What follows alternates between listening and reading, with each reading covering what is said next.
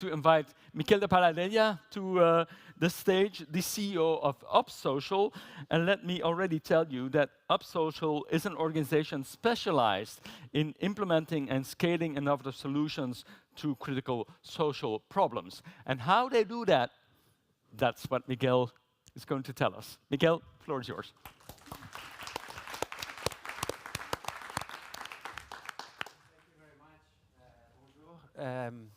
In 1995, I got my first job in Rome, in Italy, and working for the Society for International Development, I was sent all around the world to try and document how poor people escape poverty. And it was very exciting, a very exciting job. I went to Bangladesh to start documenting how microcredit was actually changing the life of so many women and families. Or I went to Mexico to work on alternative currencies, how currencies actually, some currencies that the poor, informal currencies that the poor had created, to try and see if they could actually exchange goods and services because they have the capacity, but they didn't have the means to exchange them. So they had these alternative currencies that actually expired if you don't exchange them, so you cannot accumulate them. It was an amazing pieces of work. And since then, and I'm talking about 30 years ago, what I have seen is that there were amazing promises made around social innovation. We were documenting these and sending them to the UN so that they would trickle down. So the promise is, and perhaps, or the first question that one would have is why? Why was there so much expectations on social innovation? And why is this focus on social innovations? And I think at that time, 30 years ago, we were already aware that many of the questions we were making to the social problems were really not the right questions. And we perceived these wicked problems of interconnected, deeply entrenched problems, which are still there today, but we were not really making the right questions so that we can see the problem from a vision of how do we actually solve them. Or we had also the problems of knowing that investing in prevention, particularly in social services, was good in the long term, but we were all focused on the emergency. We were all just looking at the fire and putting all the resources on the fires instead of saying, how do we prevent the fire? Which still happens today. Or we also perceive this difficulty, particularly when we had the document on how people escape poverty. We saw the light, and suddenly in the UN it was getting diluted. It was not trickling down. And I think now at the European level we could perhaps see the same thing, that ideology somehow is on the way of experimentation. Experimentation understood in the sense of generating knowledge and evidence on what works and what doesn't. And also, and that's, I guess, also evident today, is that most of the problems were growing faster than the solutions we were delivering. So we didn't know how to scale up. We didn't know how to transfer innovation. So social innovation has, for at least the 30 years that I've been working on the field, remained sometimes amazing anecdotes that do not go beyond the borders of the original project. We don't know how to extract some of the lessons, or how to extract what we call active ingredients. What is the paracetamol of this medicine? You know, we have all the details, but we get lost on what is the only ingredient that actually makes your fever go down, right, on social innovation. And another one was this perception that we were treating life as if it was all compartmentalized. So we were all divided in these silos where everyone is expert on, friends and family, others on families, others on my professional life, others on some other things, and we don't talk to each other, we don't connect. So how can we actually face this entrenched reality, these wicked problems, if we all do it in our silos? And again, I am talking about 1995. And when I look at it and I was preparing this chat, it was like, okay, so what has changed? And perhaps what has changed is that, yes, we've been just producing hot air very often. It's not really, we haven't really delivered on the promise of social innovation. And perhaps the perception is that we are all focused on making the wheel move of our trains. We are all on these trains, making the wheel move, perhaps even faster every day. We have more capacities than we had in '95 to move the wheel faster, move the train faster. But somehow the destiny is set, and we are looking just at the wheel and all, turning it around. So, and I think this image is extremely damaging to the kinds of work that we do in our institutions, in public, in private, in NGOs. It doesn't matter where. But this is the kind of wrong image that we somehow, I think, feel in many places. And I like this one much better. I live in Barcelona. It's my town. And those that know how to sail, we know that just a small turn at the beginning gets you to a completely different direction. So what do we need when we think of social innovation? What do we need? And I think the perception of ourselves as these small boats that are in real water, that we are in real conditions, that have the capacity of exploring new ways before moving the big boat. That is the kind of perception that I think is more useful, rather than the train and us moving the wheel. We need this capacity of moving around in real terms and start exploring possible alternative paths.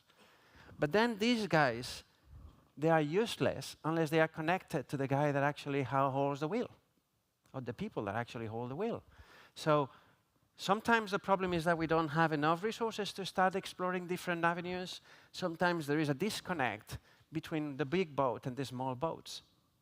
So if there is a big question that we can make today, and I think it could be interesting to discuss this day that we have left, is actually how do we make the promise of social innovation, how do we make it real, right? And so in these 30 years, I just wanted to take some distance and say, OK, what are the 7 lessons that I have learned? And it is limited to my experience, so I apologize for this. I'm not an academic. I don't read all the reports that exist there. I read a lot, and I love reading about other people's experiences. But these are really my 7 messages that I would share with you and perhaps open up the discussions in the panel later on. So the first one is this idea that sometimes I have the impression that we go around social innovation with a supply approach. Supply approach is basically we go everywhere with a solution in search of a problem.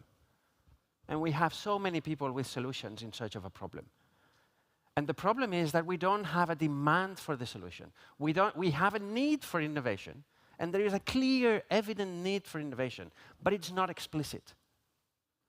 So in order to transfer innovation from one place to another, unless we do it from a demand side, unless we transform the need into a demand for an innovation, for a different approach that would be more effective, more efficient, a different sort of questions or frames to actually look at the problem, we are not really addressing the capacity of a system to solve one of the problems.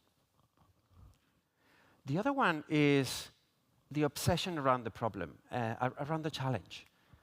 We are not that good sometimes in the field of social services and some of these social challenges that we have in understanding that data exists. There is plenty of data. There is no excuse not to get data. It's available. It's just not processed. It is hard to get, and it's hard to dig. Perhaps with artificial intelligence, there are new possibilities of starting to get data, and particularly to start getting data to talk to each other, to connect data from one to the other, to start looking at different frames, because there are different ways of looking at a problem, and we don't explore different ways of looking at it, or getting engaged beneficiaries. So we went to a problem, we were contracted to solve the problem of how do we help young girls in Kolda in Senegal finish secondary education. And we went there. We had, with our preconceived ideas about the role of parents, and particularly of mothers, around the expectations of girls with their education and so on. We went there, and we basically discovered that the problem has many faces, but perhaps the one that we underestimated the most is that secondary education was not relevant in their lives.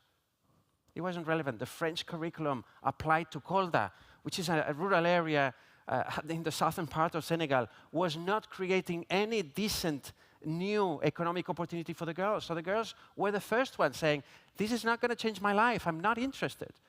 And we found an amazing innovation in Paraguay called self-funded schools that actually have business models in the school and help boys and girls actually get a pay and get to school for free to try and produce things and learn as they produce, learn as they sell. That's the kind of model that we ended up exporting to Senegal. So having these different beneficiaries engaged in the process of defining the problem, understanding what are the real dimensions of the problem, I think is important. And the depth. So dig deep on the whys. When I see some documents that my clients present to us defining the problem, you see it so superficially, all the symptoms and never the causes. And I love to put myself in the shoes of my little daughter at the beginning when she was saying the whys, the 5 whys in a row. No? So why is this? Well, this is why. And then, so why again? And why again? And then you dig deeper. And you finally get to the solution. The deeper you dig, the easier, the more evident the solution becomes. Third, prevention. Now, everyone knows about prevention. But the key element for me is when we really work with all the clients and with beneficiaries to try and understand what is the key moment of intervention. When are we going to get the biggest result?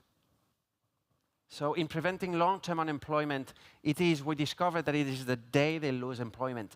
Okay, look, we had this group of 45 years old people in the Basque Country saying, I've lost my job. I need, a couple of months to reset because this was a big throw. Mental health is bad, and so on. Look, mental health, fine. We are going to work on your mental health. Have this weekend. We start on Monday. Because there's no way we can waste a single day.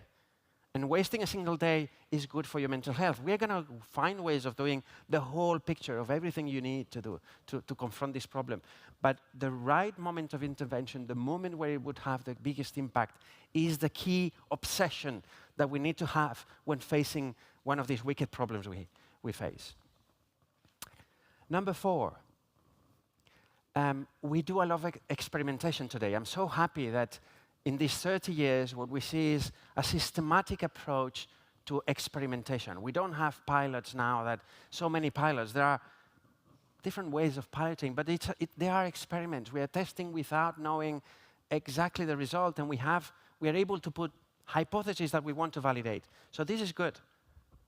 The problem is that the same problem when I worked at UNICEF so many years ago, also in New York.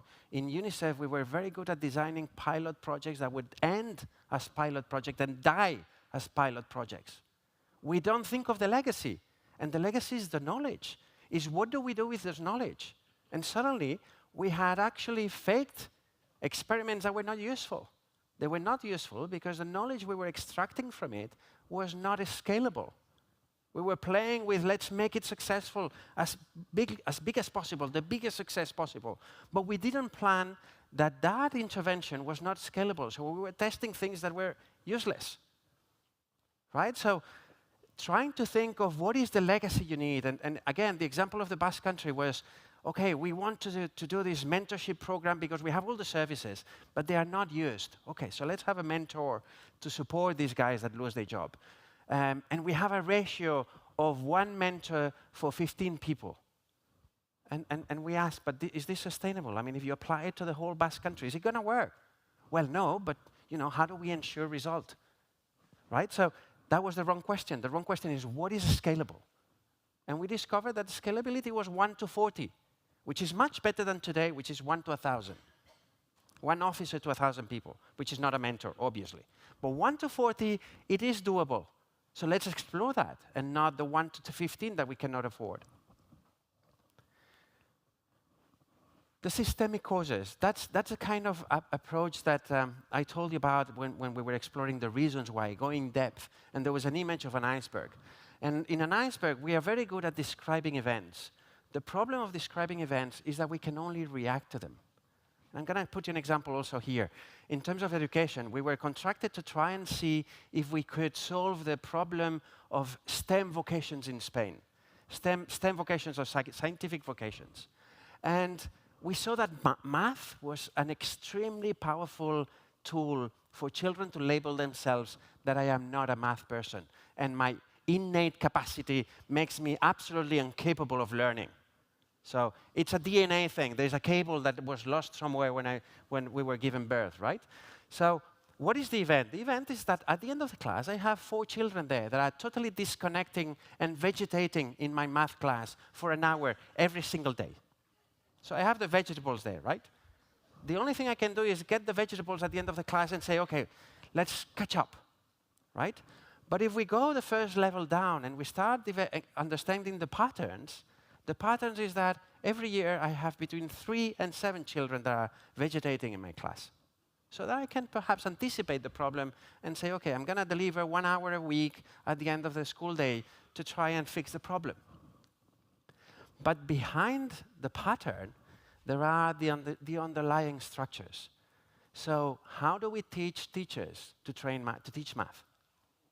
That was a problem. Many teachers in primary education do not understand the math they are explaining. And they don't know how to do it in a way that you start with the concrete, because math is extremely concrete. It's so easy when you dig deep into it. It's so easy because it's logical. And you start manipulating. When you start manipulating, everything becomes evident.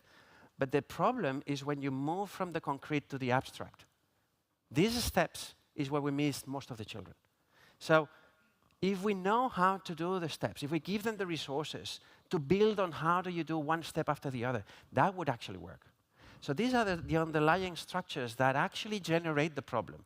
So unless we are able to reform, redesign some of these resources, rethink on the way of we teach teachers, we're not going to solve the problem. And below this, we have the mental models. And these are perhaps the most significant factors in determining the final result. And we understood, because there is scientific evidence, that actually when we believe that it is normal to have 4 vegetables in my math class, that some children, it is normal to have 4 children failing systematically, the children actually believes it. And when he believes it, he doesn't make any effort, because effort is irrelevant. So I fail. So I get demotivated. So I still reinforce this belief that I am not a math person, and so on and so forth. This is a vicious circle, right? So unless we break the vicious circle, we are not going to solve the problem. How many of the big social problems that we face are based on mental models that need to be addressed? So there's no need of even investing in prevention unless we look at these 2 other dimensions. One very difficult concept in the 21st century is slowness. The fact that many of our bosses do not, and clients in my case, do not understand that social change is slow food, is a slow change. It takes years. It takes years to measure what really matters. So we give ourselves temporal horizons that are not realistic. They are not realistic. And the idea that we need to build ecosystems, the idea that we need to engage society to actually demand something that is latent there but is not explicit. And unless we make it explicit, there's no need for other things to happen. So we need to strategically face the way in which we actually change the system. No? And how do we get into university to change the way teachers teach? How do we make parents never tell to their children, I was not a math person. I mean, it is normal that we just forget the cable, right? So these kind of things are important. And just to finish, the scalability element. So when scalability is not designed in the experiment from the very start, it's never gonna scale. Now, there are perhaps 2 or 3 lessons that I want to share here. The first one is this determining the active ingredients that I mentioned to you before. Every single innovation has 1, 2, 3 active ingredients.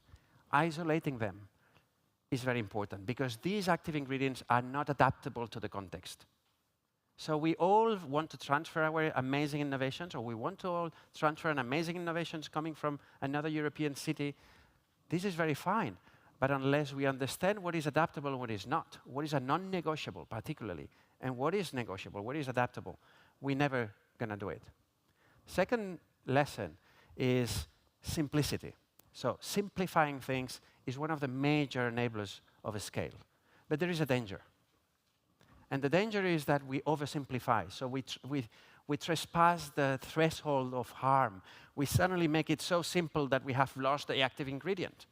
So simplicity is hard. I'm not saying this is easy. This is very hard. And it's been 30 years. We've documented a bit how to document active ingredients, how to simplify so that it becomes very clear how to do it. And but we still don't have the silver bullet that will do it.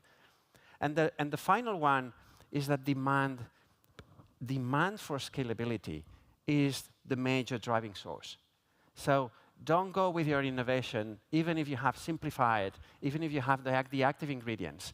Go around saying, what is it that you need? How do we solve this problem you need? What else do you need in your context? And put clear in front of the person, what is it that they need? And then find the solutions. Don't go with a solution anywhere in search of a problem. So transforming these latent needs into demand perhaps is the most important thing that we need to think about. So this is all I wanted to say. I hope it raises some questions or some ideas on how you can face some of the elements of the daily work that you have. I think it is an amazing moment to innovate. Compared to 1995, we were really 4 guys lost in the middle of nowhere in Rome, trying to document what social innovation was. Today, we have such an amazing promises around how do we motivate local communities to find solutions on their own. How do we catalyze some of them? How do we use artificial intelligence, particularly generative artificial intelligence, to understand this right moment of intervention, to predict some of the things that are going to happen, to understand the underlying structures and the mental models. So, thank you very much.